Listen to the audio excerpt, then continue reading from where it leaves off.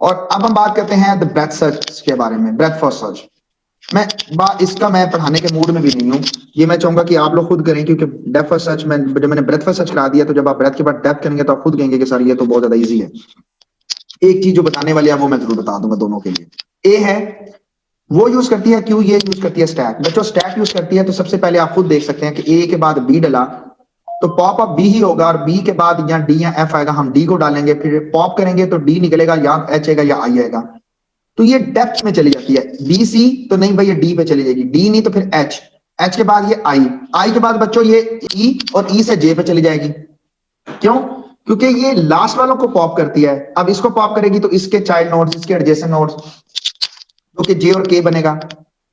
अब इसके बाद ये सारे ब्लैक हो जाएंगे। अब आया ए, अभी ए नहीं वाइड हुआ क्योंकि ए तो स्टैक में भी स्टिल पड़ा हुआ है, उसके तो सारे चाइल्ड पड़े हुए हैं। सी, सी के बाद एफ, एफ के बाद एल, एम, और फिर ये ब्लैक, सारे ये सारे ब्लैक हो जाएंगे। अब जरा गौर से देखिए तो इसका जो फ्लो है वो कुछ इस तरह है, यानी ये पहले इधर जाएगी, फिर ऐसे ऐसे ऐसे, फिर ऊपर फिर ऊपर, और ये क्यू सबसे लास्ट पर होगा। आप देख सकते हैं, इसको पढ़ भी लीजिएगा। अच्छा, इसका अगर फ्लो देखें ना, ये देखें ये, और सिंपल सा यहां पर जो मैं सिर्फ बताना चाहता था, अब जरा गौर से देखें। आपने ना वो किसी जमाने में, असमत ये क्या होता है, इस गेम को क्या कहते हैं, वो जिसमें, वो कौन सी गेम है, नंबर प्लेसिंग होती है, ये puzzle puzzle game, thank you. ये पजल गेम होती है। मेरी क्लास अब जरा गौर से सुने, मैं आपको पजल गेम कौन सी बताने लगा हूं। बच्चों आपको याद होगा बचपन में आप एक गाड़ी वाली, डोल वाली एक गेम लेके आते थे, जिसमें आपके पास ऑप्शन बने होते थे, आप मूव करते थे कि हर एक ने वन टाइम मूव होना है। अब मैं आपको चला के दिखाता हूं तो आपको समझ आ जाएगी। अब एक मूव होनी है, आपने एक मूव करनी है। मैं कहता हूं 7 को लेफ्ट कर दो, तो ये देखो 7 को लेफ्ट कर दिया। और मेरे साथ असमत बैठा हुआ है तो वो कहता है सर 6 को डाउन कर दे, तो मैं 6 को डाउन कर देता हूं। और फॉर एग्जाम्पल अपना जो खुबैब है वो कहता है सर 5 को लेफ्ट कर ले। तो हर एक नोटेशन पर एक ही मूव हो सकती है, और पुरानी मूवमेंट को दोबारा रिपीट नहीं किया जा सकता। आपको याद आ गई होगी, बचपन में एक गेम होती थी जो हम जोड़ के फिर एक पिक्चर कंप्लीट करते थे।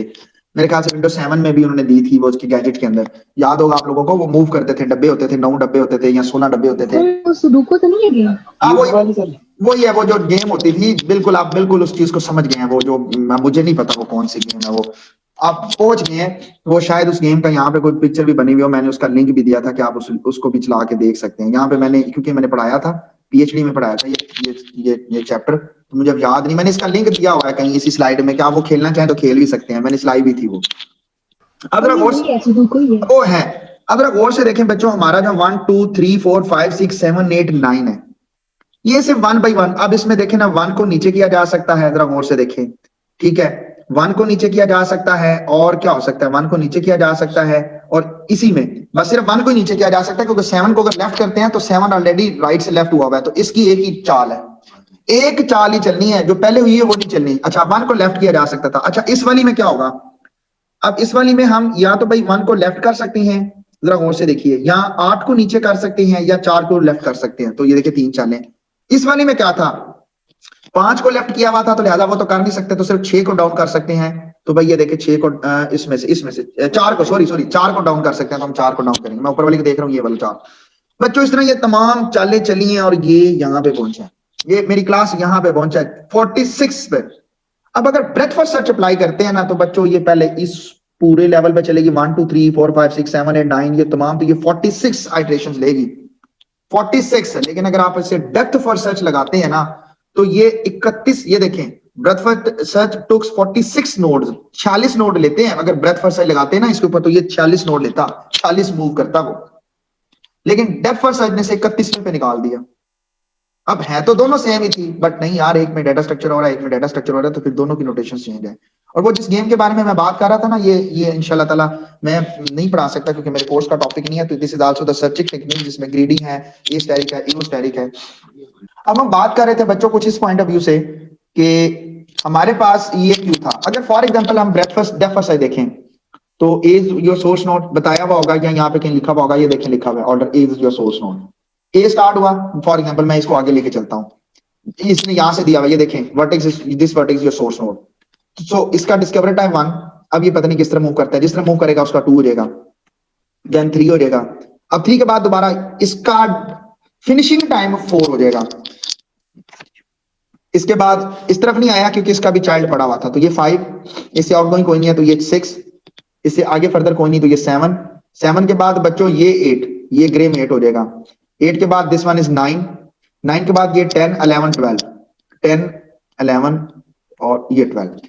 अब गौर से देखें कि हो सकता है कि डायरेक्टेड ग्राफ में ब्रेथ फर्स्ट सर्च या डेप्थ फर्स्ट सर्च में कोई एक नोड भी ऐसा हो सकता था कि जो डिस्कवर ना हुआ हो सकता है ना कि कोई ऐसा नोड है जिस डिस्कवर एरो ही नहीं गए। अब इन दोनों में आउटगोइंग है, इनकमिंग है नहीं है, तो ब्रेथ में भी ये हो सकता है। तो दोबारा से ब्रेथ फर्स्ट या डेप्थ फर्स्ट इस पे अप्लाई करेंगे। This is called 13, this is 14, 15 and 16, 16। सो ये एक चीज बताने वाली रह गई थी कि अगर आपने सारे के सारे नोड डिस्कवर तो कर लिए, क्योंकि पूरा ग्राफ देते हैं तो डिस्कवर तो कर लिए, लेकिन आपके पास कोई एक आध नोड ऐसा भी होता है जिस पर आपके पास आउटगोइंग एज ही नहीं होता। अगर आउटगोइंग एज नहीं होता बच्चों, तो फिर क्या होगा, आपसे क्वेरी हो सकती थी, आप ये क्वेश्चन कर सकते थे। तो फिर सादा सिंपल सा ये है कि हम ब्रेथ या डेप्थ फर्स्ट सर्च को उसके ऊपर दोबारा अप्लाई करते हैं। इसका कोड है, आप इसको देखना चाहें देख लीजिएगा। कोड को सच ऐसे मैंने कोई नहीं कोर्स में शामिल किया हुआ। तो ये दो ब्रेथ और डेप्थ फर्स्ट सर्च थे। अगर यहाँ तक किसी को कोई प्रॉब्लम है तो वो भी मेरे से बात करे कि सर हमें यहाँ पे प्रॉब्लम आ रही है, आप हमारे साथ इस चीज पर डिबेट करें। मैंने बहुत सारी डिटेल के साथ आपके साथ ये चीजें शेयर की हैं, सिर्फ इसलिए कि आप लोगों को पता चल सके कि भाई मैं बेसिकली बात किस पे कर रहा हूँ। यहाँ तक कोई भी क्यूरी है तो प्लीज मेरे से भी बात करें। अच्छा बच्चों, ये देखो मैं ये आपके साथ स्क्रीन शेयर करता हूँ। अब मैंने फ्लैश ऑफ प्लेयर को नहीं इंस्टॉल किया हुआ, तो ये ना कुछ इस तरह की पेयर पिक्चर होती थी, याद होगा, कितने साइज की पजल लेनी है, 15 साइज, 4x4, 3x3। अच्छा, फरारी राइम के नाम से पिक्चर वाली। अब मैंने फ्लैश इंस्टॉल नहीं किया हुआ, नहीं तो करता तो यहाँ पे वो इसको ऐसे मूव करता, इसको ऐसे मूव करता, इसको ऐसे मूव करता, इसको ऐसे मूव करता, इसको ऐसे मूव करता, इसको ऐसे मूव करता, फिर एक पिक्चर बन जाती है जिसमें खाना छूट जाता है। आपको कुछ याद आया? कुछ इधर एक हाँ जी सर, जी सर, जी सर। ये उसकी बात हो रही है कि ये भी एक सर्चिंग टेक्निक है। तो ये सारी की सारी सर्च कर रहे हैं, हम एक पिक्चर को तलाश कर रहे हैं। तो ये भी जो सी है ये पजल गेम, तो ये पजल्स गेम उसी के ऊपर थी। मैंने कहा ना कि मैं निकाल के आप देखें, कोई चीज छोड़ना नहीं चाहता, मेरी क्लास को पता चले कि यार सर ने जिस पे बात की थी उसके बारे में पता होना चाहिए। जो कॉमन जो जनरल जो टेक्निक्स हैं वो हमारे पास ब्रेथ फर्स्ट सर्च और डेप्थ फर्स्ट सर्च है। और याद रखें कि इन्हें ब्लाइंड सर्च भी कहा जाता है। वो मेरे माइंड में एक ऐसी चीज भी आ गई, मैंने कहा वो भी मैं क्लास के साथ शेयर कर दूं। These are also known as a blind search. तो ये ब्लाइंड सर्च होती हैं।